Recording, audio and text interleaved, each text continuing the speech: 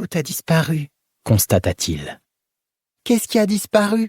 Demanda Xander en tendant le cou pour mieux voir. Noël, murmura Jameson. Plus de chaussettes accrochées à la cheminée, plus de cadeaux, pas de merveilles ni de surprises, même les décorations s'étaient volatilisées.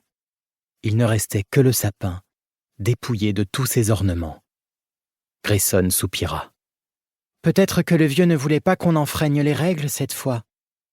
C'était l'inconvénient avec les jeux. Parfois, il arrivait qu'on perde. Plus de Noël? Fit Xander d'une voix éteinte. Mais j'ai roulé. Nash reposa son petit frère sur le sol. Je vais arranger ça, lui chuchota-t-il. Je te le promets. Non, dit Jameson, les yeux brillants. Un truc nous échappe.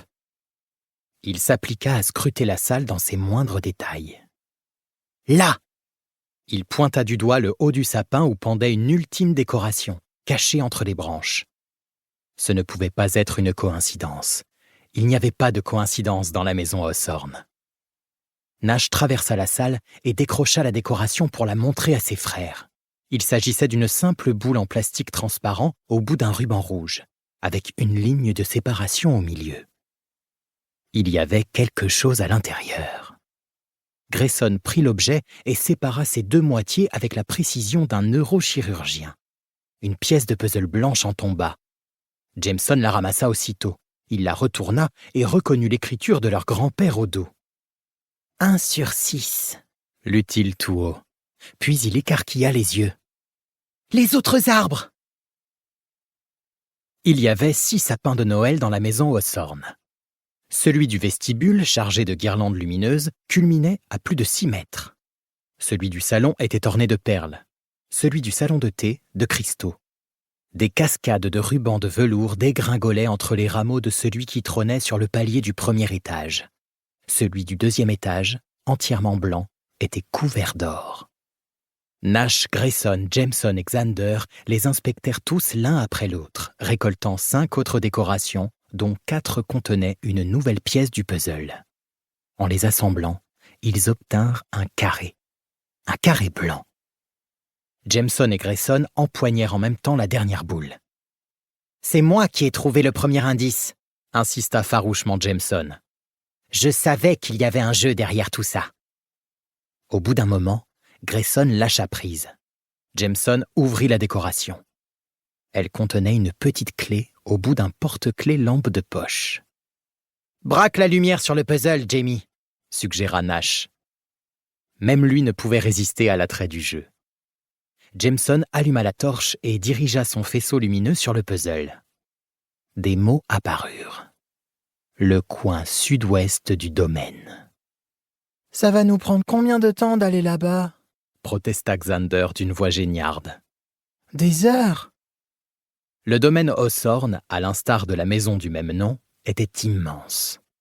Nash s'accroupit à la hauteur de son frère. « Mauvaise question, mon bonhomme. » Il leva les yeux vers les 2 autres. « Qui veut me dire quelle est la bonne ?» Le regard de Jameson se porta aussitôt vers le porte-clés, mais Grayson fut le plus prompt à répondre. « C'est la clé de quoi exactement ?»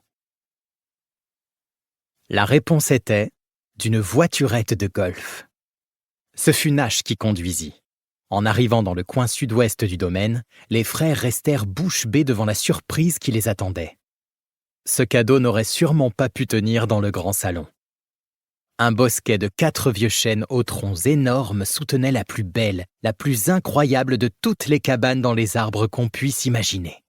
Bâtie sur plusieurs étages, elle se déployait entre les branches comme une féerie, parfaitement intégrée à la végétation. Jameson compta 9 passerelles tendues entre les arbres. La cabane comportait 2 tours, 6 toboggans en spirale, des échelles, des cordes, des escaliers qui paraissaient flotter dans le vide. C'était la reine des cabanes. Leur grand-père se tenait au pied d'un des chênes, les bras croisés, un mince sourire aux lèvres.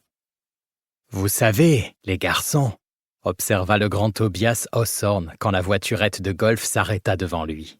« Je ne pensais pas que vous mettriez si longtemps. » Chapitre 1. Grayson. « Plus vite !